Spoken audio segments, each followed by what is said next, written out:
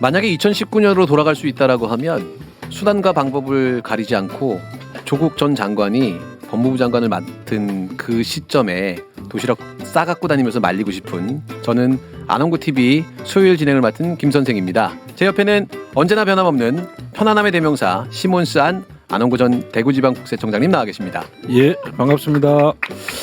이제 가을인 것 같아요, 총장님.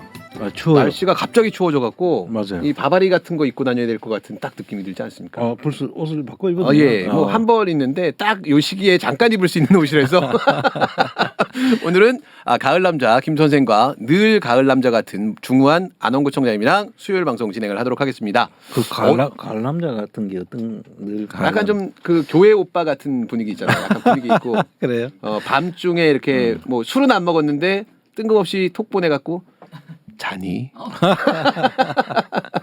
그럴 것 같은 분위기가 어울릴 것 같습니다. 네. 근데 어제 이제 우리는 이제 마냥 웃고 좀 즐거운데 어제 조국 장관 그 유튜브 채널에 영상이 하나 올라왔더라고요. 그래요? 그래서 이제 갑을 선진국이다라고 하는 책에 6개월 지난 다음에 어떤 이제 평가 질문 같은 것들을 받아주는데 마지막 질문이 만약에 지금 알고 있던 거 겪고 있는 걸 다 경험한 상태로 2019년으로 돌아가면 그래도 장관직을 수락하시겠습니까? 라는 질문을 누가 한 거예요. 그건 참 잔인한 질문이다. 그럼 뭐 답을 정해져 있는 거지. 그렇죠. 근데 이제 조국 장관 입장에서는 많은 정말 고뇌가 있었을 것 같아요. 그 답변하는 데까지.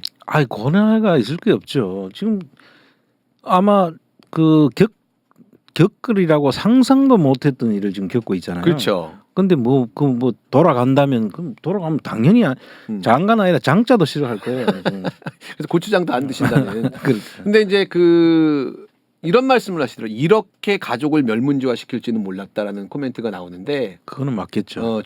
정말 좀 약간 좀 서글프고 울컥하더라고요. 사실 우리 멸문지화라고 하는 게 사극이나 네. 역사에서 보는 거지 정말 21세기 지금 현대판 멸문지화를 지금 아마 유일하게 겪고 있는 걸 거예요.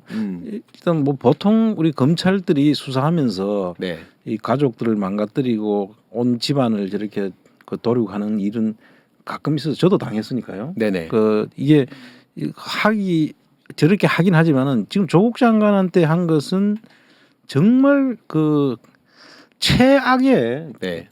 극한 그런 상황을 만들었다. 저는 뭐 많은 이 검찰의 피해자가 있긴 있을 네. 거예요. 그런데 아마 조국 장관은 그 중에서도 정말 훨씬 더 심각한 그런 상황을 만들었던 것 같아요. 그리고 이제 조국 장관 이야기로 이제 오늘 시작을 하는 이유는 그러니까 민주당 정치인들이 좀 반성해야 될 부분이 있다라고 생각해요. 당연하죠. 어떤 한 집안이 정말 난리가 나는데 외면하고 모른 척하고 사람이 죽어가고 있는데 그냥 모른 척하면서 계속 바른 얘기하고 도와줘야 된다고 말만 하고 있는 그런 게 지금까지도 민주당에서 이어지고 있는 어떤 그 악행이 아닌가라는 생각이 들었어요. 그 민주당이라는 데가 원래 그런 데였어요. 사실은 그래서 좀 비정한 그런 당인데 네. 민주당이 과거에 한명숙 장관 총리 때도 그렇고 네. 그 다음에 민주 진영의 사람들이 만약에 그런 어려움이 처해지면 네. 뭐 말로는 그냥 다 그렇게 해요. 그리고 심지어 저 사건 때도 네. 민주당이 왔다 가기는 여러 사람이 변호사들이 왔다 갔어요. 네. 왔다 갔는데 민주당에서 뭘 어떻게 뭐 진정 나서서 이걸 내용을 어떻게 파악해보고 이렇게 할 수 있는 그런 입장 그렇게 해야 되는 건데도 불구하고 안 하는 거예요. 네. 그러니까 이 보면은 웃기는 게 원래 우리 국민들은 국가가 보호하고 안전을 지켜줄 걸로 생각하잖아요. 네. 그리고 또 당이나 이런 이 진영에 있는 사람들은 네. 또 민주당에 그런 기대가 있을 거 아닙니까? 네. 근데 민주당은 전혀 그렇지 못해요. 네. 그게 아주 보수 당들은 아마 뭐 거기는 제가 잘 모르긴 한데 네. 이렇게까지는 아닐 거예요. 그러니까요. 그러니까 제가 지난주 한 일주일 동안에 좀 주목했던 사건이 두 가지가 있었는데 그 서초구 민주당 그 지역위원장인 이정근 씨가 예. 구속이 됐어요. 뇌물수수로. 근데 이제 뭐 변호인 측에서 주장하는 건 이건 검찰이 무리한 수사다라고 하는데 그 과정에서 뇌물을 줬다라고 주장하는 사람이 몇몇 민주당 정치인들 이야기를 했나 봐요. 그랬더니 민주당에서 연락이 왔는데 누군지를 얘기해라. 공천에서 배제시키게. 그러니까 그런 사건이 하나 있었고 그리고 검언유착 그 채널A 보도 예. 그 계기가 됐었던 그 제보자 X가 있었습니다. 그 한명수 모해 위증 사건하고 그 채널 A 사건 네, 때 맞습니다. 그 제보자 X 때문에 그 사건들이 알려지고 가능했었죠. 예. 혹시나 이제 잘못됐었으면 유시민 전 작가한테 어떤 누명을 씌워가지고 그렇죠. 총선 직전에 어떤 공작을 할 수 있었던 그런 계기였었는데 그 제보자 X가 구속됐거든요. 아 그래요? 예, 이번에 구속됐는데 민주당 쪽에서는 최소한 뭐 어떤 성명 검찰의 무리한 수사에 대해서 성명이 나올 거라고 기대했는데 여전히 민주당 쪽에서는 뭐 아무런 말도 하지 않고 있다라고 하는 게 좀 안타깝기도 하고 좀 비정하기도 하고 뭐 그런 생각이 좀 들었습니다. 저는 한 주 동안에. 제보자 X가 만약 구속이 됐다는 게 저거 아닌가요? 지금 뭐 최근에 그 주가 조작 한 건 더 있다라고 한 게 그 제보자 시기상으로는 그런 이야기를 시작하니까 지난 그 윤우진 그 용산세무서장 예. 그 명예훼손으로 지금 재판을 받고 있는 중인데 재판에 불출석했다고 구속영장이 나왔더라고요. 재판에 출석을 하고 보통 구인장을 보내죠. 그렇죠. 근데 바로 구속영장이 구속영장이 떨어졌어요. 떨어졌어요? 예. 그래서 약간 좀 변호사들도 이례적이다라고 얘기를 하고 있는데 그 시기가 이제 추가적인 김건희 씨의 주가 조작이 몇 가지가 더 있다라고 하면서 이제 더 탐사 측하고 보도가 시작되고 그거 말고도 더 있다라고 이제 예고를 했었는데 그러다가 갑자기 구속이 된 상황이라서 좀 이상한 시기긴 하죠. 그 사실 그런 경우는 민주당에서 이런 부분들은 지금 김건희 씨 특검 이야기가 나오고 하는 네네. 그런 과정에서 저런 문제가 이제 다시 사회적으로 문제가 되면 상당히 코너에 몰릴 수 있는 상태다 보니까 그랬을 거라고 짐작하는 부분이 네. 되잖아요. 네. 그럼 민주당에서는 적어도 이런 부분에 대해서 뜻을 표명을 해야죠. 그렇죠. 그럼 이쪽 진영 사람들이 앞으로 민주당에 누가 협조를 하겠어요? 맞습니다. 그러니까 상당히 좀 민주당이 하는 게 석연치 않네요. 결국 남의 이제 그 억울함이나 피해를 보면서 그 침묵하고 있을 때 어느 순간 그 억울함이 나의 억울함이 될 수도 있고 그 순간에 내 주변 사람들도 여전히 침묵할 것 같다. 그 부분은 꼭 명심했으면 좋겠습니다. 근데 그럼에도 불구하고 이제 멸문지화 얘기가 나왔는데 저는 개인적으로 멸문지화 시키고 싶은 집안이 하나 있긴 하더라고요. 정투더 진투더 석 뭐 이런 집안이 있는데 예. 그 정투더 진투더 석 그 할아버님이 친일을 했다라고 하는 이야기가 많잖아요. 그거는 뭐 친일 인명 사전에도 올라가 있고 네네. 그 여러 가지 행적까지 지금 다 드러나고 있는 상황이죠. 그 역시 피는 못 속이는 것 같아요.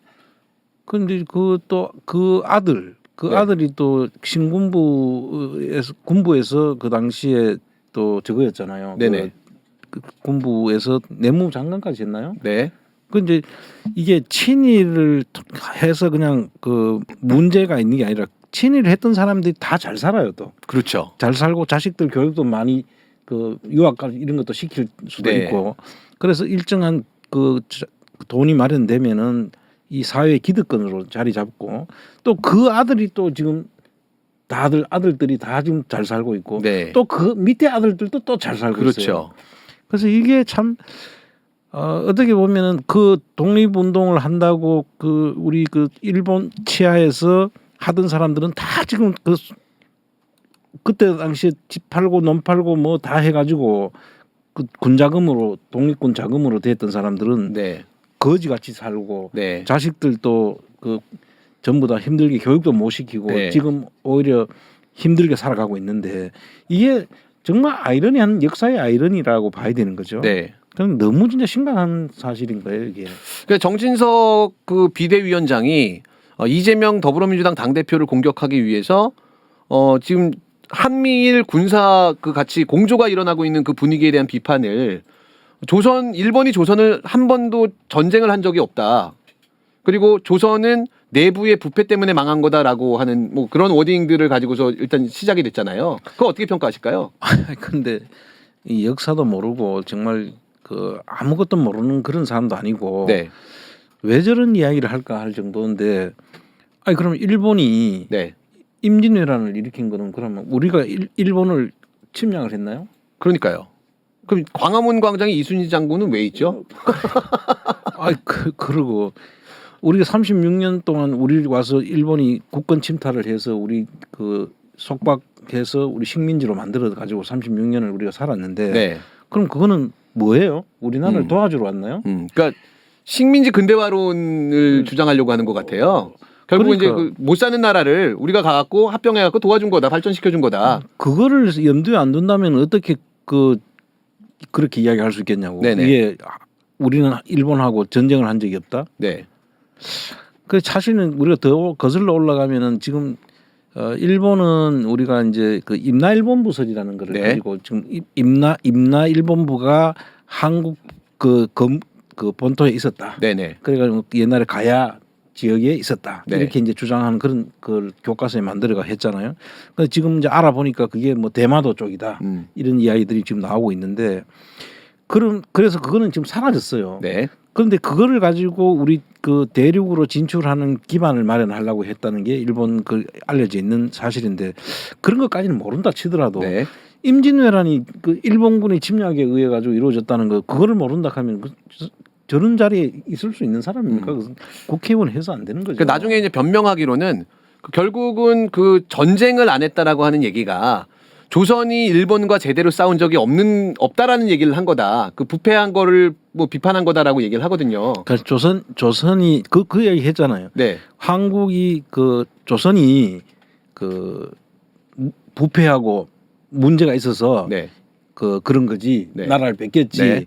일본이 침략해서 뺏긴 게 아니라는 식이잖아요. 그렇죠, 그렇죠. 그게 식민사관이죠. 식민사관이고 식민지 근대화론이고 그런 거잖아요. 이게 쉽게 얘기하면 이렇게 또 비유를 해도 될 것 같아요. 만약에 그 조피디라고 하는 사람이 있습니다. 근데 알코올 중독자예요. 그리고 쓰레기예요. 그리고 이제 부인을 가정폭력도 일삼습니다. 그리고 무능력자인데 옆집에서 보니까 그 조피디 부인이 되게 매력적인 거예요. 그래서 이 옆집 남자가 조피디네 집에 갔어요. 근데 조피디는 저항하지 못하고 그래서 이제 그 집안의 재물도 취하고 부인도 취하고 그리고 나서 이제 아무렇지도 않게 나중에 딱 집에서 나왔단 말이죠.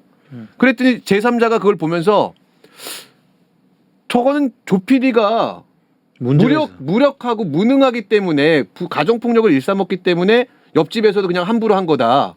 지금 이 얘기하는 거랑 똑같은 거잖아요. 사이즈를 좁게 놓고 보면은. 근데 우리 조 PD는 총각입니다. 네. 대부분은 이제 조피디가 가수 생각하고 계셨을 텐데 알겠습니다. 조피디는 총각이라고 합니다. 예.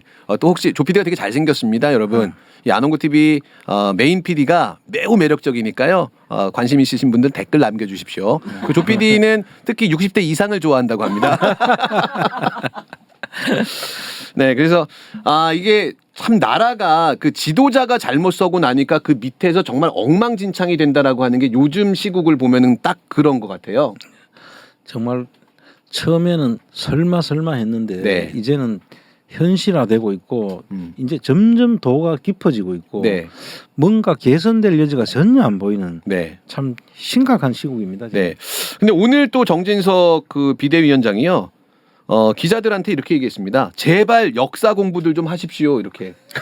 그러니까 사과를 하라고 하는 얘기들이 각계각층에서 나오고 있는데 제발 역사 공부 좀 해라. 이렇게 지금 이야기를 하고 있고 국사를 가르치는 많은 그 스타 강사들이 본격적으로 이 정진석의 식민사관에 대해서 비판하는 콘텐츠들을 올리고 있더라고요. 네. 우리 이제 역사 공부를 따로 할 수 있겠네요. 네네네. 참 여러 가지 계기를 만들어 주네요. 그래서 처음에 저희가 이제 민주당이 좀 비정하다라고 비판하면서 시작을 했는데 민주당은 운도 좋아요. 또 이렇게 비대위원장 정진석 열사가 이렇게 민주당 지지율 상승을 위해서 노력해주고 계시니까 민주당만 열심히 하면 정말 좋은 일들이 있을 거다라고 감히 생각을 해봅니다. 네. 근데 최근에 지금 좀 우려가 되는 게 저는 잘 몰라서 우리 청장님은 경제 전문가시니까 오늘 한국은행이 금리 인상을 했어요. 네. 뭐 0.5%다라고 그래갖고 뭐 빅스텝. 빅스텝이다라고 얘기하는데 네. 그래서 기준금리가 그럼 3%가 됐다라고 얘기를 하거든요. 예. 그럼 기준금리라는 게 정확하게 뭔지부터 좀 설명 좀 해주시겠어요? 기준금리는 이제 시중은행에서 돈을 이제 한국은행으로부터 빌려오잖아요. 네. 빌려올 때 그 적용하는 금리가 기준금리예요. 그러니까 만약에 저는 신한은행을 주거래은행으로 쓰는데 신한은행이 돈이 필요해서 한국은행에서 빌려올 때 예. 3%에 빌려오는 거예요. 그러니까 예. 오늘부터는. 예. 예. 그럼 그 돈을 갖고 또 빌려줄 때는 좀 더 얹어가지고. 자기들 이익도 챙겨야 되니까. 그렇죠. 이자율을 더 올려가지고 그 소비자 이 대출해가는 소비자들은 돈을 더 주고 빌려가야죠. 그게 기준되는 거니까. 그럼 기존에 있었던 그 대출 금리도 그럼 같이 올라가게 되나요?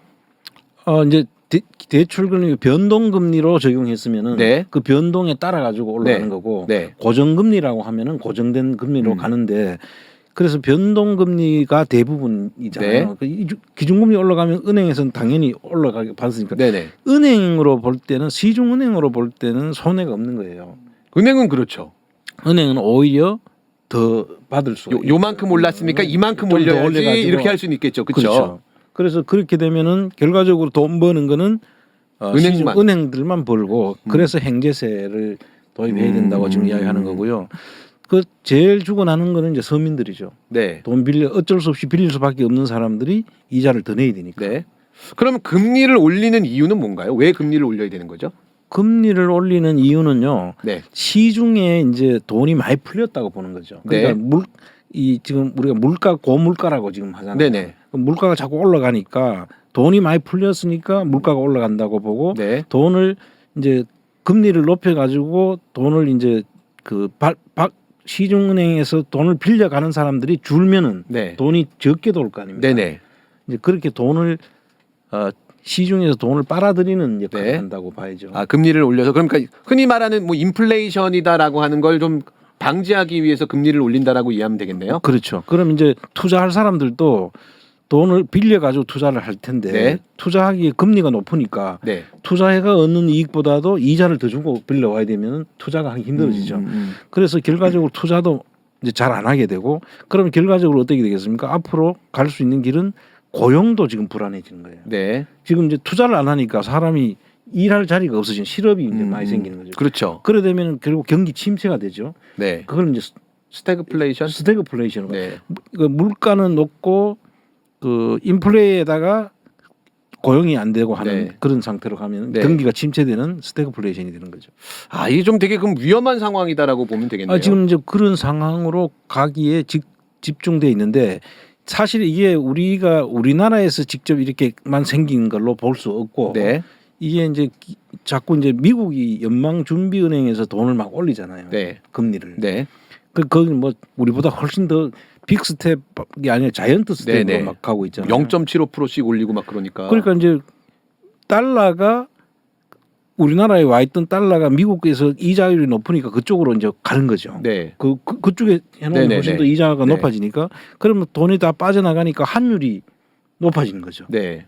그래서 환율이 지금 막 고환율이잖아요. 환율은 올라가고 주식 떨어지고 그래야 되는 거죠. 물가 올라가고 금리 올라가고 그러니까 우리나라가 대통령은 윤석열이고 환율이 높아지는 거를 안 올라가게 하기 위해서 우리도 이제 어쩔 수 없이 올려야 되는데 네. 우리가 주저하는 이유는 이게 이자율이 높아지면은 부동산 가격이 어떻게 돼요? 부동산을 해놨던 사람들이 부동산은 떨어지고 금리는 올라가고. 그러니까 우리나라의 부동산은 반은 은행 거잖아요. 그렇죠, 그렇죠. 그럼 은행에 이자를 주는 사람들이 대부분인데 네. 그 부동산 떨어지는데 이자는 올라가고 이제 그럼 만세 부르는 사람들이 생기겠네요. 그렇게 매물 심각해진 던지고. 거죠. 그리고 주식도 마찬가지죠. 주식도 외국인들이 돈 던지고 팔고 외환은 빠져나가잖아요. 네. 그러면 주식값이 떨어질 거 아닙니까? 지금 주식값이 엄청 떨어졌죠. 지금. 네네. 그런 상태가 되니까 이제 부동산도 떨어지고 그 가격이 떨어지고 주식도 떨어지고 하면서 이제 경기는 또 하방으로 또 떨어지니까 결과적으로 앞으로 이제 우리한테 올 수 있는 경제적인 지금 엄청난 먹구름이 지금 우리한테 들이어져 있다. 이렇게 보는 게 맞는 거죠. 근데 약간의 지금 제가 듣다 보니까 딜레마 같은 생각이 드네요. 그러니까 지금 문재인 정부도 그렇고 윤석열 정부 출범해서는 물론 부동산이 좀 폭락하고 있는데 그동안에 대한민국의 가장 큰 문제는 부동산 가격이다라고 얘기를 했었던 거잖아요. 그렇죠. 근데 그럼 지금 이렇게 금리가 올라가고 변동금리로 해갖고 높아지면 매물이 시장으로 나올 거고 그럼 부동산 폭락으로 이어지는 거잖아요. 폭락으로 부동산이라는 거는 완전 폭락하기는 쉽지 않은 게 이제 네. 가지고 있는 사람들이 네. 안 내놓으면은 그 음. 가격은 거래가 안 되니까 그렇죠, 내려가지 그렇죠, 않죠. 그렇죠. 그런 상황으로 가면서 이자 부담은 이제 더 되고 그리고 사람들 수요자는 없고 그럼 부동산은 이제 사야 될 사람들 돈이 있는 사람들은 사기가 좋지만은 네, 이자 높으니까 살 수요자도 없죠. 네, 그럼 파는 사람들도 이제 견딜 수 있는 사람들은 안 팔고 있는 거죠. 네, 네, 네. 그리고 지금 은행의 돈을 빌려 가지고 샀는 사람들은 그래도 빌릴 수 있는 정도니까 빌려주는 거거든요. 그래서 그 사람들이 어느 정도 버티기 때문에 네. 그렇게 갑자기 급락하기는 쉽지는 않을 거예요. 그러니까 저는 이제 한편으로는 무슨 생각이 들었냐면 그 금리를 더 미국 금리를 못 따라가고 있는 게 그 가계부채 때문에 하는데 가계부채의 대부분이 이제 부동산 때문이잖아요. 그렇죠. 그래서 만약에 그냥 미국 금리를 따라가 버리면 그럼 결국은 좀 망하는 사람들이 있겠지만 부동산 거품이 꺼질 수도 있지 않을까라는 그냥 급진적인 생각을 좀 해봤습니다. 부동산 거품이 급진적으로 꺼지면은 네. 이게 이제 은행이 망하는 거예요. 그래서 그래서 지금 그게- 서프라임 모기지 때처럼 이제 그럼요. 그래 되면은 이제 국가 전체가 이제 완전히 그렇죠. 가는 거기 때문에 정부에서 이거를 급격하게 그래서 우리나라 정부가 지금 미국에 올라가는 자이언트 스텝을 밟지 않고 우리는 뭐 그 많이 한다는 게 이제 지금 이번에 0.5 올라간 스텝 정도 예. 좀 빠른 거죠. 그러니까 그런 식으로 해서 우리나라는 가급적인 충격을 줄이려고 지금 하는 쪽에서 상당히 지금 고민을 하고 있는 거죠. 네네. 예, 참 복잡하네요. 경제는 아무리 들어도. 근데 어쨌든 제가 아까 우스개처럼 얘기했지만 이런 시기에 대통령이 윤석열이라고 하는 게 그래요. 그 우리나라가 진짜 그게 가장 불행한 일이죠. 박복한 민족이다라고 하는 그 네. 김대중 대통령의 말씀이 또 다시 떠오르는 것 같습니다. 최근에 이제 국가를 경영하고 국가를 움직이는 주체가 지난 정부에서는 검찰이었던 것 같은데 이번 정부는 감사원인 것 같아요. 감사원이 이렇게 뉴스에 자주 등장하고 화제가 되고 뭐 감사원장이 계속 구설수에 오르고 이런 게 있었는지 모르겠는데 감사원이다라고 하는 그 기관은 정확하게는 뭘 하는 기관인가요? 오늘 완전히 저한테 묻는 모드로 지금 네네네네. 하시네. 감사원은 원래가 옛날에 심계원이라고 해서 네.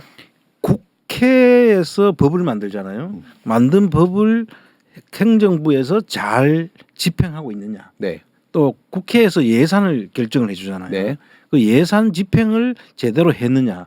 법규와 회계 감사를 하는 국회의 기능을 보조하거나 국회의원들이 요구하는 것을 감사를 통해서 밝혀주는 네. 그걸로 출발을 했어요. 아 원래 그 만들어진 그 자체는 네.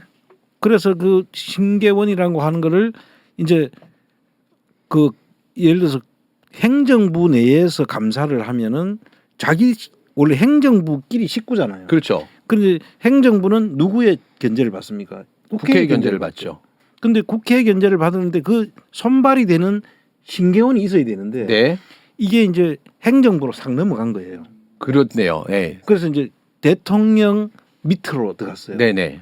그러니까 이제 마치 이제 대통령의 직속 기관이긴 한데 네. 헌법상으로는 독립된 기관이고. 독립기관이고. 그래서 원래는 국회의 지시를 따라야 되는 거예요. 그렇죠. 원래는. 그렇죠. 근데 이게 법을 이제 감사원을 헌법에다 이제 감사원을 헌법기관으로 만들어 가지고 네. 이렇게 위치를 해가지고 이거를 바로 잡으려고 노무현 대통령이 취임하자마자 네. 이거 감사원 기능을 국회로 이관시키자 네네. 이런 이야기가 있었어요. 네네. 그런데 이제 감사원이 국회로 이관을 했으면은 지금쯤 이제 감사원이 국회에서 네. 국회의원들이 아 이거 좀 확인해줘, 이거 좀 조사해줘, 네. 감사해줘 하는 거를 하게 돼 있었는데 그렇죠. 그거를 그 당시에 감사원이 국회의원 밑에 가가지고 그 소위 말하는 그 하청 일을 하는 것보다는 네. 대통령실 밑에 있는 게 낫죠. 네. 제가 이제 좀 여담인데 우리 청자님이 소위 말하는 하고 이제 뜸을 들이시길래 어떤 비속어가 나올래나 하고 기다리고 있었거든요. 그 머릿속에 저는 따까리 생각하고 있었거든요. 그 따까리 기다리고 있는데 하청기관인 거죠. 이래가지고 제가 좀 당황했습니다. 자, 기사 보시면 노 대통령 감사원 기능 감사 방법 개편 이렇게 나오는데 참 인상적이고 지금도 좀 뭉클해지고 먹먹해지는 게 여전히 몇십 년이 지나서도 우리가 가지고 있는 우리 사회의 문제점들에 대해서 공부를 우리가 더 많이 하게 되고 야, 이 해결책은 이건 것 같다라고 얘기했을 때 항상 노무현 대통령이 먼저 그 문제인식을 하시고 당시 인기는 없었지만 해결책을 제시하려고 하셨던 것 같아요. 그 참 대단한 통찰력을 가지고 고민을 많이 하신 거죠. 네네네. 그리고 이게 어떤 국가기관이 하나 있으면 그 국가기관이 해야 될 역할과 이런 거에 대해서 정말 고민하고 이게 원래 어떻게 작동해야 되는지를 정말 깊이 있게 고민하신 분인데 네. 이게 이제 감사원이 요즘 하는 걸 보면은 그런 모든 그 원래 그 기능과 그거를 다 무시하고 네. 이제 누구의 시녀처럼 네. 완전히 스스로를 자기 자존감도 없는 것 같아요. 완전 그렇게 그러니까요. 하고 있잖아요. 그러니까 최재 감사원장이 얼마 전에 국회에서 이제 조정훈 의원이 질문을 했을 때 답을 하기로 감사원은 대통령 국정 운영을 지원하는 기관이다라고 얘기를 하면서 이 문제가 좀 많이 회자가 됐잖아요. 그렇죠. 이게 그 저는 이제 사실 최재 씨 이 사람은 네. 저하고 이제 제가 청와대에 있을 때 같이 있었어요. 네. 노무현 정부 네. 초에. 그래서 뭐 사람도 조용하고 네. 얌전하고 사람이 그래요. 네. 그래서 뭐 감사를 잘 할 거다라고 생각을 했는데 요번에 엄청난 실망을 했는 게 사람 겉으로 봐서 모르겠구나. 그렇죠. 그 국회에서 답변하는 거 보고 저는 정말 기겁을 했어요. 대통령을 지원하는 기관, 대통령을 지원하는 기관이라고 이야기하는 순간 네. 이 사람은 공무원 자격이 없는 거예요. 감사원이 어떻게 그럼 대통령 비서실을 원래 감사를 하거든요. 네. 그러니까 대통령도 쉽게 말하면 대통령도 감사의 대상인 거예요. 그렇죠. 그 맞잖아요. 네네. 국회가 만약에 감사원 기능을 가지고 있다고 하면 네. 대통령도 감사를 해야 되는 게 맞는 네네. 거죠. 행정부의 수반으로서. 좀 모순되는 게 그렇게 지금 청장님 말씀하니까 의문이 다 풀리기 시작한 게 감사원의 감사 대상에서 빠져 있는 게 국회의원은 빠져 있잖아요. 그럼요. 그러니까 사실은 이 감사원이 행정부 산하기관이다라고 하면 국회를 견제해야 되는 게 원칙이 되는 건데 행정부 자체 내에서만 저걸 하고 국회의원은 감시를 못 하고. 그래서 원래 국회 기능이 맞는 거예요. 맞습니다. 네네. 그래서 그래서 국회에서 행정부를 감시하는 그런 기능으로 가지고 있어야 될 거를 행정부로 딱 옮겨놓고 그러니까 네. 우리 헌법 이 헌법의 어떤 뭐 미비죠. 네. 그 전체 흐름으로 보면은 좀 맞지 않는. 그럼 아까 말씀하신 그대로 서로 삼권 분립이라는 게 서로 균형각 견제를 하고 감시를 하는 그런 기능이 되어 있는데 이 사람들이 행정부에 있으면 국회도 감시하고 네. 사법부도 감시하고 해야 되는데 사법부가 그게 전혀 하지 못하고 행정부 내의 감사 기능만 하고 있는 거잖아요. 네. 그러니까 요 최재 감사원장이 점점 이제 스텝이 꼬이고 궤변을 하는 게 어젠가 제가 기사 나온 게 갑자기 말씀하시다 보니까 이제 떠올랐는데 대통령이 감사를 지시를 내린 것처럼 요즘에 보이잖아요. 그래서 그걸 이제 국회에서 문제를 삼으니까 국회에서 이렇게 얘기했습니다. 그 감사를 그 오더를 내릴 수 있는 사람이 국회, 감사원 자체, 국민청원, 국무총리 이렇게 네 주체가 된다라고 얘기를 했더니 대통령은 안 되지 않냐. 자, 최재 감사원장이 뭐라고 대답했게요? 몰라요. 네. 대통령도 국민의 한 사람이라고요. 그래요. 네. 너무하는 것 같아요, 진짜로. 대통령은 국민의 한 사람이 아니라 대통령의 행정기관의 수반인데 그 사람이 감사를 지시할 수 없다라고 하는 그 물어보는 거에 대통령도 국민의 한 사람이니까 할 수 있다 이렇게 대답을 했다고 하더라고요. 그러니까 저 사람도 사실 고시 출신으로 그냥 다 법 공부도 하고 했을 텐데 네. 정말 자질이 없다고 봐야 되죠. 네. 그런 사람들은 빨리 내려와야 됩니다. 저런 네. 사람들은 그 자리에 있으면 안 돼. 지금 제가 볼 때는 원래 이분이 그 문재인 정부에서 임명이 됐어요. 그렇죠. 또 인사 얘기 또 나오네요. 네. 네. 그런데 이 문재인 정부에서 임명이 됐는데 어떻게 이런 사람을 임명을 했는지 모르겠고 네. 그 된 사람이 그 자리를 유지하려고 지금 예를 들어서 대통령이 지시를 해도 감사원장은 그걸 안 해야 되는 거거든요. 네. 원래 자기 뜻이 맞다면 국회의원들이나 국회에서 요구하는 그런 회계와 법규 물론 정책 감사도 하기는 할 수 있습니다. 네. 그 정책 감사라는 거는 이거 어떻게 보느냐의 문제거든요. 네. 정치적인 판단이 들어가니까. 그 정치적 판단과 또 어떤 사람이 보느냐에 따라 가지고 네. 이 완전히 달라지는 거예요. 네네. 이제 원전 같은 게 그런 그렇죠. 케이스예요. 그렇죠. 그렇죠. 네. 원전 정책으로 가져갈 거냐 아니면은 신재생 에너지로 갈 거냐의 네. 문제를 두고 있다면 신재생 에너지로 가야 된다는 게 이제 그 탄소 중립 문제가 나오면서 그게 지금 돈이 되잖아요. 네. 그게 탄소 배출권 자체가 돈이란 말이에요. 이제. 네. 그리고 그걸로 인해 가지고 무역 수출이 되고 안 되고 지금 결정이 되는 그렇죠. 이런 그런 쪽으로 가기 때문에 이 전체를 보면 신재생 에너지 사업으로 우리가 그 정책 방향을 틀어야 되겠다 해가 문재인 정부는 틀었는데 네. 지금 윤석열 정부가 와서 오자마자 신재생 에너지 다 줄이고 네. 그 원전으로 가야 된다고 전부 다 원전에 한장한 사람들처럼 지금 그러고 있는 거잖아요. 네. 그래서 그렇게 해서 결과적으로는 이 국민들이 평가를 해야 되는 거죠. 네. 그 정책도 할 수는 있으나 국민들의 그 뜻과 실질적인 그 앞으로 그 해안을 보고 정책을 하는 게 맞는데 지금 난 윤석열 정부는 이게 무슨 한풀이 하러 복수하러 들어온 것도 아니고 이 국민들의 앞으로 미래에 대한 거는 전혀 없어요. 그러니까 과거에 검찰들이 하던 짓 있잖아요. 네. 검찰들은 과거만 뒤지잖아요. 네. 앞으로 뭐가 가야 되는지에 대한 미래에 대한 어떤 비전은 하나도 없는 거야. 그렇죠. 미래의 범죄를 수사할 수는 없으니까 그러니까. 그래서 과거를 뒤캐고 잘못을 뭐 응징한다라고 할까요? 뭐 어떤 형벌을 내리는 거에 그 초점을 맞추다 보니까 지금 정부가 계속 그러고 있는 거죠. 예, 그 지금 그 앞으로 한 발짝도 못 나가는 거예요. 지금 계속 그러고만 있는 거죠. 네네. 그러니까 결국 감사원도 이 지금 그런 사람들한테 맞추어 가지고 자기 생존. 네. 지금 저는 감사원장이나 지금 그 뭐 감사원장 위에 또 실세가 또 하나 더 있더만요 거기에. 사무총장이요? 네. 아니, 보니까 그 사람은 일단 생각부터 기분 나빠. 센데 오늘 듣고 있나 사무총장? 네. 참. 근데 그래서 저런 사람이 어떻게 저렇게 자리에 올라갔나 또 보니까 그게 또 행정고시 출신이더라고요. 네. 저런 후배들은 없었으면 좋겠습니다. 그 지금 이제 그 유병호 사무총장 같은 경우에는 청와대하고 지금 라인이 직접 이렇게 연결돼 있는 것처럼 보이더라고요. 그러니까요. 그리고 이제 감사원장은 그러니까 이 두 사람의 얘기가 계속 안 맞는 게 좀 많이 나오고 그리고 뭐 본인이 국회에 와서도 뭐 대답할 의무는 없다. 태도 자체가 되게 좀 논란이 됐던 것 같아요.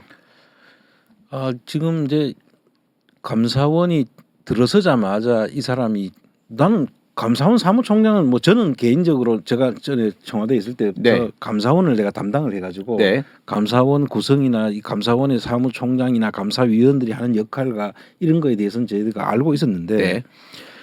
감사원 사무총장이라는 자리는 그 내부적으로 살림을 사는 자리예요. 네. 어느 조직이든 사무총장이라는 사무총장이, 자리는 다 인사와 예산 이런 거를 가지고 내부적으로 하는 자리이지. 네. 그리고 감사를 선정하거나 감사를 실제 하는 감사원의 기능과 관련된 일은 감사위원회라는 게 만들어진다. 네. 그러니까 거기에 감사원장이 들어가서 감사위원장이 되는 거예요. 그런데 이 사무총장은 그냥 그 월급 잘 주고 직원들 인사 관리 잘하고 예산 잘 집행하고 이게 이제 사무총장이기 때문에 사무총장은 사실 밖으로는 전혀 이름조차도 알려지지 않은 게 네네. 일반적인 말이에요. 지금 이제 총장님 말씀하시니까 제가 이해를 못했던 기사가 딱 이해가 됐는데 지금 서해 공무원 피격 사건이라고 좀 명명을 하고 있는 것 같은데 그 부분도 지금 감사원이 감사를 착수를 했잖아요. 그렇죠. 근데 그게 감사 착수의 절차를 지키지 않았다라고 하는 게 감사를 하려면 그 감사위원회에서 저걸 해야 되는 걸 안 했다라는 얘기가 되는 거죠. 그렇죠. 감사를 하기 위해서는 감사위원회를 열어 가지고 네. 이거 감사 안 그러면 감사 아무데나 감사를 시키면은 네. 그 되겠습니까? 그렇죠. 그렇죠. 아무나 감사할 수 있는 이거는 감사할 가치가 있고 감사의 대상이 된다라고 판단을 하는 그런 역할을 하는 게 감사위원들이거든요. 네. 감사위원이 감사원장을 포함해서 아마 7명으로 내가 네. 알고 있고요. 그런데 이제 거기는 감사원 출신도 있고 감사원이 아닌 외부에서 들어오기도 하고 해요. 네. 그래서 이제 내외부 위원들이 구성이 돼 가지고 전체 감사를 하는 그 균형을 잡는 역할을 하는데 감사위원을 무시하고 자기가 지시를 하면은 이거는 감사원법 위반이기도 하고 네. 그러되면 정약적인 어떤 그런 판단이 그냥 개인의 판단이 그냥 들어가 버리니까 네. 이거 문제가 되는 거잖아요. 네. 그러니까 심지어는 그 서해 공무원 사건 같은 경우에는 감사원 그 사무총장이 TV를 보다가 분노를 해가지고 그래서 감사를 하기로 결정했다는 얘기를 했거든요. 국회에서. 그럼 사실은 이게 정부기관이 어떤 특정한 일인이 뭐 화가 났다 그래가지고 뭐 그날 저녁에 술도 한잔 했을 수도 있고 그 감정 상태로 되는 게 아니잖아요. 당연하죠. 감사원 사무총장이란 자가 네. 분노해가지고 지 마음대로 감사를 하면은 그냥 뭐 지 기분 나쁘면은 아무데나 그냥 뒤지면 되나요? 뒤지면요? 아니 뒤진다는 거는 이제 찾으면 뒤진다? 뭐 감사를 한다는 이야기죠. 네, 그렇군요. 알겠습니다. 근데 이제 감사원이 지금 정말 이상한 게 또 기사 중에 이런 게 있더라고요. 그 문재인 정부에서 흔히 말하는 알박기 인사라고 논란이 됐던 한 30개 정도의 기관이 있대요. 그 30개 정도의 기관을 문제가 있는 기관인 것 같다, 알박기 인사다라고 국민의힘에서 이렇게 딱 그 발표를 한 적이 있었거든요. 그 중에 17개를 감사를 했다 그러더라고요. 그 이제 그 표현 자체도 사실 참 그 악의적이라고 저는 보는데 네. 알박기라고 하는 게 아니고 이제 이걸 거예요. 이제 청와대에서 임명할 수 있는 자리가 많잖아요. 네. 그런데 그게 임기 중에 임기가 이제 언제 끝나는데 다 다르지 않습니까? 그렇죠. 그럼 그 임기가 끝나면은 그 사람들을 바꿔줘야죠. 네. 바꿔주는데 그러면 다음 정부에 누가 들어올지도 모르는데 그 임명을 해놔야 될 거 아닙니까? 그렇죠. 그래서 임명을 했는데 그거를 알박기라고 표현하는 거예요. 네. 그럼 안 하고 알박기 안 하면 그냥 그 빈 공석으로 놔둬야 되나요? 임기 중에 만약에 생기면은 그렇죠, 그렇죠.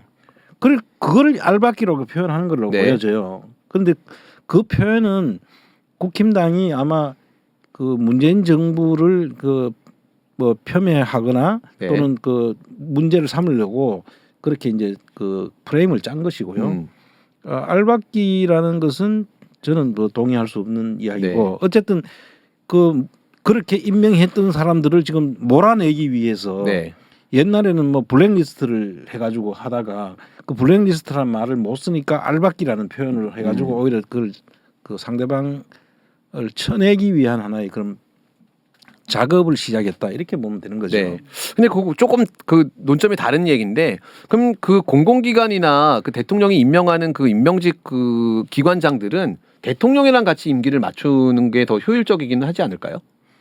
사실 그렇게 딱 떨어지면 제일 좋죠. 네네. 왜냐하면은 그 정치 철학하고 이런 것들이 이제 맞아서 원래는 옛날에 정치적으로 보면 이제 그 전리품이라고 하죠. 네. 이제 당선이 되고 나면은 그런 자리 임명할 수 있는 자리가 몇 개인데 네. 그런 사람들은 그 정치 철학을 같이 하는 사람들을 통해서 바꿔주는 게 맞다고 하는 측이 있는데 네. 그걸 일률적으로 전부 다를 딱 그 기간에 딱 자를 수는 없잖아요. 네네. 그 임기가 뭐 3년짜리도 있고 2년짜리도 있고 5년짜리도 있고 있을 텐데 그 임기를 전부 다 똑같이 맞춰가지고 전편일률적으로 할 수는 없으니까 이런 일들은 계속 반복되고 있는 거거든요.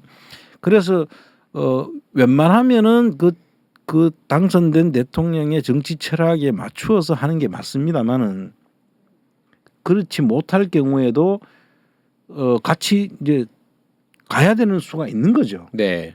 그건 어느 정부나 똑같았어요. 그렇죠, 그렇죠. 자, 근데 이제 감사원이 최근에 이제 논란의 이제 핵심에 있는 것 중에 하나가 그 공공기관에서 근무하는 사람들한테 그 KTX SRT 이용 기록들을 그 다 받아갔다 그러더라고요. 근데 그 이용 기록이 5년치인데 공교롭게도 2017년부터 2022년까지 뭐 하이패스 운행 기록, 그다음에 KTX 또 SRT. 근데 이 상당 부분이 뭐냐면 공무원 신분이 아니라 민간인 신분이었었을 때의 기록들도 다 그냥 받아갔다 그러더라고요. 그럼 지금 그러면 지금 윤석열 정부는 지금 얼마 안 됐으니까 네네. 윤석열 정부에서 임명되지 않은 네. 다시 말하면 문재인 정부에서 임명된 사람들을 대상으로만 네네. 하는 거잖아요. 네, 한 7,000명 정도. 그럼 뭐 상당히 의심스러운 그런 뭐 그런 거를 해가지고 이제 문제를 삼아가지고 이게 지고 있으려고 했을 수도 있고. 네. 그래 이제 너 나가라고 하면 안 나갔을 때 너 이런 일이 있어서 감사 지적을 하고 문제를 삼으려고 했을 가능성은 있겠네요. 근데 저게 감사원에서 저렇게 많은 정보들을 빼갈 수 있는 게 불법이 아닌가요? 불법 소지가 좀 있어 보이는데. 불법 소지까지는 모르겠는데 어쨌든 많은 저런 걸 감사는 원래 최소한으로 해야 되는 것만. 네네. 그건 무조건 막 다수를 대상으로 해가지고 자료를 다 이렇게 끌어들이는 거는 그거는 감사를 할 수 있는 방법은 아니다 저는 그렇게 생각해요. 네네.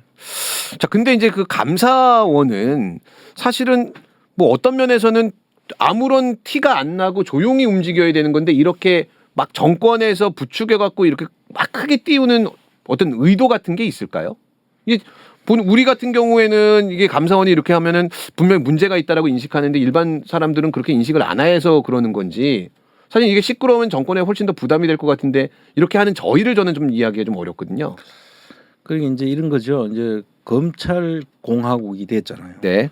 검사들이 이제 검사들을 통해 가지고 검사들이 다 이제 정권의 이제 핵심 요직에 다 지금 앉았어요.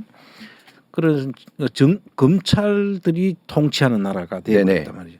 그러니까 이제 안 그래도 검찰 통치를 하는데 모든 것을 또 검찰을 통해 가지고 수사를 통해서 해결하려고 하면 너무 이제 그 수사 인력도 부족하고 네. 그렇게 하면 정말 완전 검찰 공화국이 그대로 다 노정이 되니까 네. 그렇게 안 하고 할 수 있는 방법이 이제 말 잘 듣는 이제 이거 일본 말로 이제 그 부하 네, 꼬봉을 꼬봉이요. 이제 하는 거죠. 자, 워딩 세지기 시작하죠. 네. 그걸로 또 그거 하는데 그걸 제가 하겠습니다 하고 이제 그 자처하는 거죠. 조폭들 중에 왜 그 두목이 이거 가서 좀 손 좀 봐 그러면 네. 제가 가서 좀 보고 오겠습니다 이런 거 있잖아요. 형은 말이다. 전현이가 마음에 안 든다. 전현이가 좀 그래. 이러면 이제 감사원장이 제가 한번 해보겠습니다. 이렇게 이제 얘기를 해갖고 나서는 거죠. 점수 달라고. 그렇게 하면 또 이해가 되네요. 그러니까 위에서 오더가 내려온 게 일반적으로 내려왔는데 감사원장이 그냥 넙죽 받아먹을 수 있겠네요. 네. 그 대통령 지원하는 기관이라 그러잖아요. 그러니까요. 얼마나 이쁘겠어요. 대통령 입장에서는. 그 행동대장 할 사람 하니까 제가 저요 하고 나간 거죠. 참 대통령 얘기하니까 좀 여담인데요. 어제 제가 이제 그 아크로비스타 쪽을 갈 일이 있어가지고 제가 그 동안에 되게 궁금했던 데가 있었어요. 버지니아라고. 가봤어요? 버지니아를 갔죠. 가서 이제 제가 이제 버지니아에서 술을 한 잔 먹었거든요. 그러면서 사장님이 여사장이더라고요. 그래서 제가 여기가 우리 각하가 오시는 술집 맞지요? 그랬더니 막 대답은 안 하시고 지금 각하 요즘도 자주 오시나요? 했더니 뭐 요즘 잘 안 오신다고 뭐 이러면서 근데 보니까 다른 테이블들도 다 법조인들만 많이 있더라고요. 테이블마다. 거기가 그 바로 옆이 법원 검찰이 있어요. 네. 자, 제일 싼 안주가 멸치였습니다. 멸치가 얼마였을까요? 5,000원? 멸치 2만 원이었습니다. 5,000원도 비싸다고 했는데. 그러니까요. 그래서 저는 안주를 시키지 않고 기본으로 주는 뻥튀기하고 맥주 한 병을 먹고 나왔습니다. 갑자기 우리 또 각하 얘기를 하니까 그 얘기가 생각이 났는데 근데 이제 윤석열 대통령은 이 감사원이 청와대 대통령실 관계자랑 문자를 주고받은 거에 대해서 어떻게 생각하냐라고 그 도어 스태핑에서 질문을 하니까 대통령은 감사원은 대통령 소속이긴 하지만 관여는 못한다. 그리고 그럴 시간도 없다. 이렇게 답변을 했더라고요. 그 원래 하면 안 되는 거죠. 네. 감사원은 독립기관이고 아까 말씀드렸듯이 이게 원래는 국회에서 위임한 그 법하고 회계를 예산을 감시하고 하는 데가 감사원인데 대통령이 자기 통치하기 위해서 그 지적하는 데가 아니 그래서 헌법상 독립기관으로 해놨고 네. 대통령 비서실도 감사원 감사 대상이에요. 네. 감사를 받고 있어요 실제로. 그 감사를 받는 대상이 감사를 하는 주체에게 지시하면 안 지시를 하는 것처럼 보이는 문자가 발각된 거잖아요 지금. 그럼요. 그 이례적으로 문재인 대통령도 이 사안에 대해서 굉장히 좀 우려를 했다라고 이야기 전해지더라고요. 그래서 심각한 거예요. 그 저희들이 이제 그 전에 이제 그 법규하고 회계감사는 감사원이 완전 독립적으로 하는 거고 네. 정책 감사에 대해서만 이야기할 때 네. 정책 감사는 사실 아까 이야기들 어떤 관점에서 보느냐에 따라 가지고 많이 달라진다고 했잖아요. 네. 그리고 정책 감사는 감사원이 예를 들어서 원전이 네. 감사원에서 볼 때는 원전이 이거 없어지면 안 된다고 이야기를 하는데 실제로 그래 했죠 지금. 네. 그렇지만은 이 앞으로 그 정책을 봤을 땐 신재생 에너지가 기후 협약 이후에 지금 탄소 배출권하고 이제 모든 수출하고 지금 다 연관이 있잖아요. 네. 그럼 만약에 앞으로 그 삼성이 그래서 알리백에도 지금 가입을 했고 네. 알리백이라는 게 그렇게 생긴 거거든요. 네, 네. 그런 것들을 이야기했을 때 아 이거는 지금 원전보다는 이쪽으로 가야 되겠다라고 부처에서는 그렇게 생각하고 있는데 감사원은 부처를 감사하면서 원전으로 가라고 하면은 그 충돌이 생기잖아요. 그렇죠. 그렇지만 감사는 할 수는 있도록 하는 거고 그건 못하게 할 수는 없잖아요. 네. 그럼 서로 이제 그 이야기 감사에 대한 이야기를 서로 설명을 할 수 있는 절대선은 없다는 이야기예요. 네. 정책 감사 정책에서는 당연히요. 예. 법규나 회계는 정해진 룰을 지키지 않았으면 처벌하면 되는데 그렇죠. 되는데 정책 감사라는 거는 서로가 그 서로의 다른 의견이 있을 수 있다는 거죠. 네. 그랬을 때는 감사원한테 그런 이야기를 할 수 있도록 기회는 줘야 된다라는 네. 게 이제 그 당시에 그 노무현 대통령께서 생각하신 거고 그 일을 제가 하면서 감사원하고 이제 접촉하는 포인트가 이제 그때 정책실에 있었으니까 그런 일들을 해 왔는데 지금 보면 그런 게 아니고 네. 완전히 감사원을 자기들 쫄러 보는 거예요. 네. 그럼 시키면 시킨 대로 가서 저기 가서 물고 와 하면 개를 훈련시키듯이 그렇게 지금 물고 와 하면 물고 가서 물어 하면 무는 그런 지금 일로 시키고 있다는 거죠. 네. 그거 하면 안 되는 거예요, 그거는. 그러니까요. 그리고 또 이제 놀라운 게 요즘에 이제 정권하고 MBC가 많이 충돌을 좀 하고 있는 상황이잖아요. 예. 근데 감사원에서 공영방송 감사할 수 있다고 좀 또 얘기를 했더라고요. 공영방송을 이제 하는 거는 이제 KBS 같은 경우도 공영방송이잖아요. 네. 그 감사를 할 수는 있어요. 네. 공영방송이 국가의 돈이 이제 들어가게 되면 네. 할 수 있는데 그 또 언론이라는 특수성이 있기 때문에 그 감사를 하는 과정에서도 특수성이 있는 데는 또 그 한계도 있다는 거죠. 네. 근데 지금 그 공영방송 감사한다는 건 지금까지는 아마 그 크게 그 문제 삼은 적은 별로 없을 겁니다. 네네. 감사원에서 감사 문제를 해가지고 옛날에 정연주 씨가 그 KBS 사장일 때 국세청에서 그 세금을 매겼어요. 네. 그때 세금을 매겨가지고 그걸 이제 KBS에서는 억울하다. 네. 이래가지고 이제 그 KBS가 이의신청을 하고 이제 그래서 그게 소송까지 갔어요. 네. 소송 갔는데 법원에서 이제 그 저걸 한 거죠. 조정을 시킨 거야. 네. 그 국세청에서는 이렇게 주장하고 그 KBS는 너는 이렇게 주장하는데 법원에서 그러면 이렇게 해서 둘이 합의를 봐라. 이렇게 법원의 기능 중에 조정 기능이 있거든요.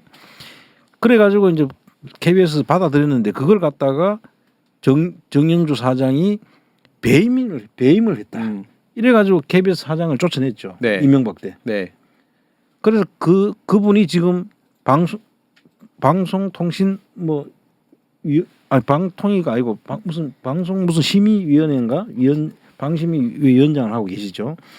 그 억울하게 그냥 아무런 문제도 없이 국세청에서 가세했고 법원에서 조정했는 거 그걸 받아들였는데 네. 그걸 갖다 배임으로 문제 삼아가지고 쫓아냈죠. 네. 제가 정확한 명칭을 찾으려고 정연주 씨를 그 네이버에 검색했는데 예쁜 여배우가 나오네요. 네. 그 밑에 보면 아니 맞습니다. 예. 방송통신심의위원회 위원장입니다. 그렇죠. 네. 근데 이제 지금 그러면 이제 의문이 하나 남는 게 감사원은 그러면 어떻게 견제할 수 있나요? 감사원을 견제하는 거는 사실은 그 국회가 또는 네. 대통령실에서 감사를 견제를 해야 되는 네. 방법밖에 없어요. 그러고 이제 그다음 그 사법부에서 행정부의 일원으로서 감사를 해야 되는데 네. 지금 그러니까 이게 좀 묘하죠. 네, 자기들은 네, 네. 아무도 지금 감사원을 감사하는 사람은 없잖아요. 그렇죠. 근데 어제 이제 제가 TV를 잠깐 보니까 국정감사가 감사원이더라고요. 그래서 그게 기사들이 유일하죠, 나온 건데 감사원 근태 자료를 제출하라고 했더니 감사원이 감사에 방해가 돼서 제출할 수 없다 그랬대요. 그러니까 이게 그 우리 국민들을 무시하는 거예요. 네. 그래 빨리 저걸 국회 밑으로 보내야 돼요. 그렇죠. 감사원을 빨리 국회 밑으로 보낸 그 당시에 노무현 대통령께서 생각하는 게 맞는데 네. 지금까지 못 보낸 게 지금 그때 다 보내기로 하고 받기로 했었어요. 그때 네. 박관용 그때 국회의장 네. 시절인데 그 감사원에서 막 가가지고 생쇼를 해가지고 사실 그 남았거든요. 네. 근데 제가 볼 때는 그때 보냈어야 되는 거예요. 그렇죠. 그러니까 지금 대통령 직속 기관이니까 어떤 면에서는 이제 대통령실에서 조금 견제를 해줘야 되는 부분이 있는데 바꿔 얘기하면 대통령실에서 만약에 일방적으로 오더를 내린다 지금처럼 그러면 대통령실에만 충성을 다하면 감사원은 무소불위의 권력을 행사할 수 있는 거잖아요. 최소한 공공기관을 향해서는. 그렇죠. 그다음에 뭐 민간을 향해서는 검찰이 사정기관으로서 역할을 하고 다니면 되는 거고 그러면 지금 윤석열 정부는 어쨌든 간에 시민들도 검찰을 통해서 쥐어잡고 또 감사원을 통해서 공공기관 공무원들도 다 휘어잡고 있으면 일종의 합법적으로 독재를 하겠다라고 하는 의도처럼 보이거든요. 지금 실제로 그렇게 되고 있는 거죠. 그렇죠.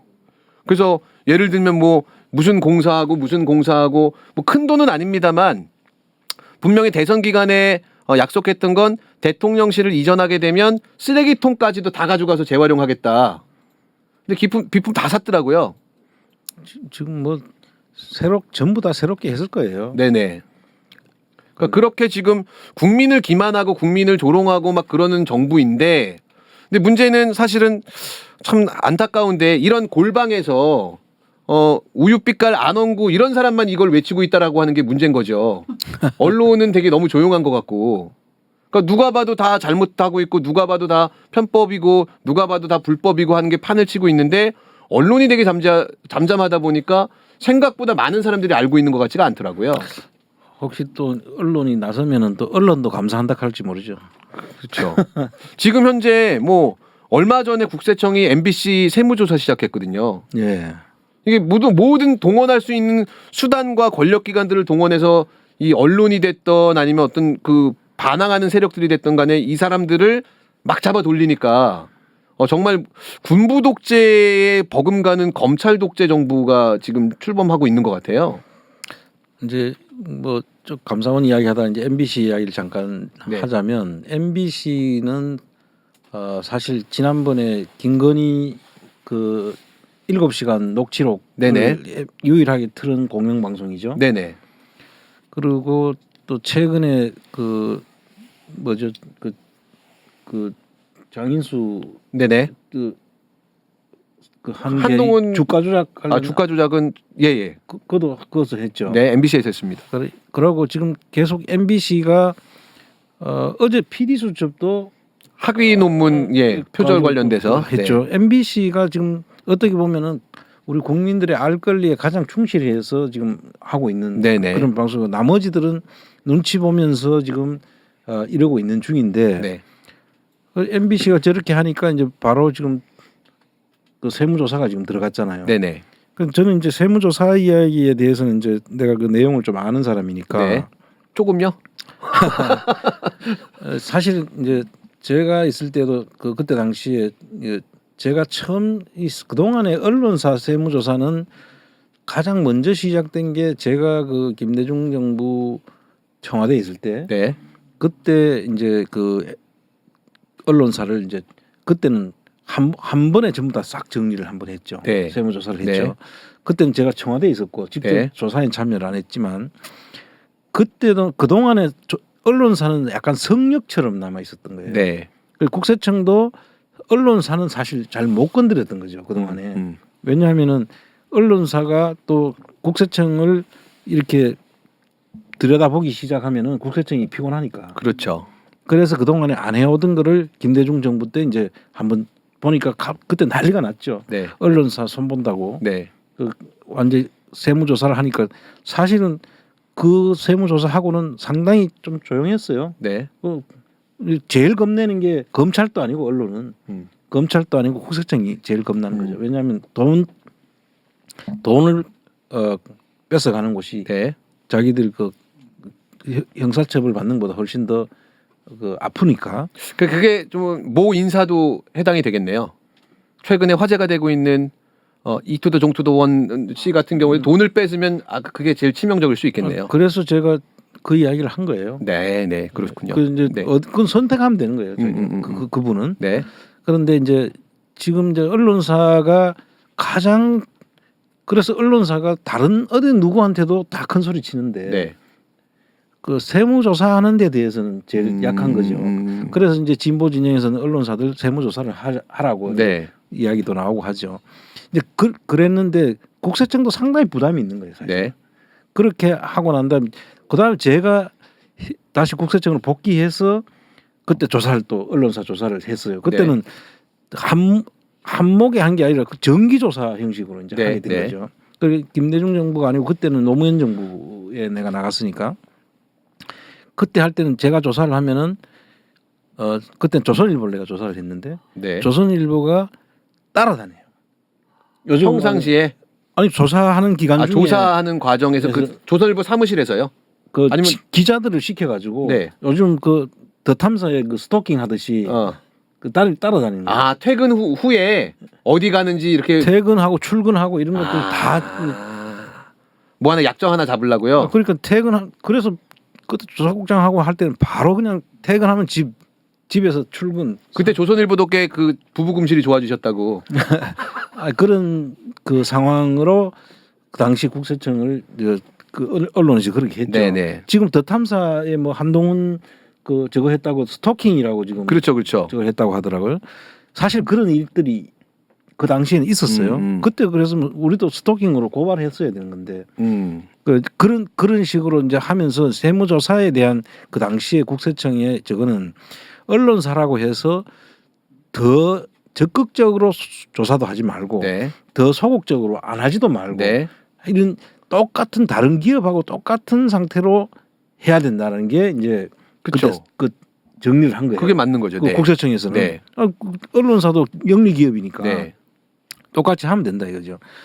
그랬는데 지금 이제 MBC 같은 경우는 지금 요번에 지금 들어가는 시점이 네. 아주 묘한 거예요. 네. 그리고 지금 제보자 X도 지금 네. 구속시킨 것도 네. 아주 묘한 것 그렇죠. 상황이죠. 상황 네. 자체가 그냥 일반적으로 그냥 아무런 문제 없는 상태에서 들어가면은 무슨 누가 뭐라고 하겠어요. 네. 근데 경교롭게도 사실은 동교롭게. 네. 그렇게 되는 거죠. 그렇죠. 그래서 이제 그 부분을 제가 보면서 이게 MBC도 상당히 지금 안에서 내부적으로 부글부글 끓을 수 있겠구나. 네. 그 지금 이게 언론사라는 게 아무리 정권이 뭐 해도 정권은 5년이잖아요. 네. 언론사를 없어지지 않아요. 저 사람들이 마음 먹으면은 그 박제가 되기 때문에 네. 정말 심각한 일로 가는데 결국은 그 노무현 대통령께서 언론 그 개혁을 하려고 그렇게 했는데도 그 사실 안 됐던 이유가 언론사들이 자기 스스로 자정을 하지 않으면은 네. 어떤 공권력이나 이런 걸로는 절대 되지 않는 곳이 언론이에요. 근데 지금 그 일을 지금 벌이고 있더라고. 네. 저는 아마 가장 큰 패착 중에 하나가 아닐까. 네. 이게 장기전으로 가면 MBC가 훨씬 더 유리하지 않을까요? 장기전으로 안 가도 뭐 네. 얼마 안 가면 벌써 그 항복 안 하고 방법이 없을 거예요. 아니 그러니까 일단 다른 정부 같은 경우는 MBC가 보도할 자료들을 찾아야 되잖아요. 근데 이제 윤석열 정부는 보도할 자료를 찾을 필요 없이 그냥 널려 있는 거 그냥 주스면 되니까. 그냥 지금 있는 거 그냥 아무거나 줍줍해서 그냥 보도만 하면 되는 거죠. 그렇죠, 그렇죠. 그게 아마 그런 시작이 된 게 어제 PD 수첩이 아닐까라는 생각이 들더라고요. 그렇죠. 지금 좀 뭐 그 거리는 지금 엄청나게 쌓여 있다. 네. 그리고 혹시 MBC 장인수 기자님뿐만 아니라 여타 그 다른 기자님들 소재 떨어지시면 우리 안홍구 청장님한테 연락 주십시오. 그 무료로 아주 깔끔하게 다 쿠킹해가지고 이제 바로 보도만 할 수 있게 얹어 드리도록 하겠습니다. 그리고 시청하시는 분들은 더 잘 될 수 있게 구독과 좋아요를 눌러주시면 됩니다. 참 그러고 보니까 3만 명이 넘으셨더라고요. 몰랐어요?